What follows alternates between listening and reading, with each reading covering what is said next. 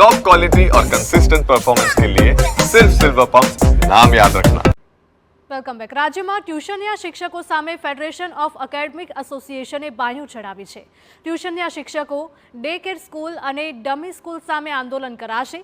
તો ફેડરેશનનો આરોપ છે કે શાળાના સ્કૂલ ઇન્ટરનલ પરીક્ષાના માર્ક્સ આપવા માટે વિદ્યાર્થીઓને બ્લેકમેલ કરે છે અને તેમની પાસે ટ્યુશન રાખવા માટે દબાણ કરે છે, જેને લઈને શાળા કક્ષાએ ઇન્ટરનલ માર્ક્સ પદ્ધતિ બંધ કરવાની માંગ કરી છે। જો ટ્યુશન ચલાવતા શિક્ષકો સામે કાર્યવાહી નહીં થાય તો ફેડરેશન દ્વારા જનતા રેડ કરવામાં આવશે। તો ખાનગી શાળાઓ પણ નિયમોનો ભંગ કરીને ડે કેર સ્કૂલ ચલાવતી હોવાનો ફેડરેશન દ્વારા આરોપ લગાવવામાં આવ્યો છે। ડે કેરના નામ પર 2000 કરોડનો વેપલો અને કર ટેક્સની ચોરી થતી હોવાનો પણ ફેડરેશનનો દાવો છે।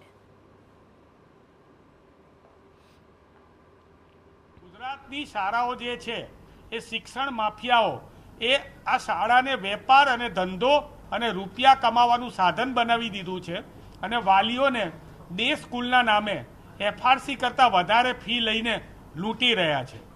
આ લૂંટ બંધ કરાવવા માટે થઈને ફેડરેશન ઓફ એકેડેમિક એસોસિએશન સમગ્ર ગુજરાતના પ્રતિનિધિઓએ નક્કી કરેલું છે કે અમે લોકો ત્યાં જનતા રેડ કરીશું અને જનતા રેડ કરીને આવા શિક્ષણ માફિયાઓને ખુલ્લા પાડીશું। ફેડરેશન ઓફ એકેડેમિક એસોસિએશન દ્વારા આજની સમગ્ર ગુજરાતથી આવેલા શિક્ષણવિદોની મિટિંગની અંદર એ ઠરાવવામાં આવેલું છે કે જે શાળાના શિક્ષકો લાખો રૂપિયાની નોકરી કરે છે અને છતાં પણ એ ટ્યુશન કરાવીને વિદ્યાર્થીઓને બ્લેકમેલ કરે છે, એના વિરુદ્ધમાં એક જલદ આંદોલન કરવું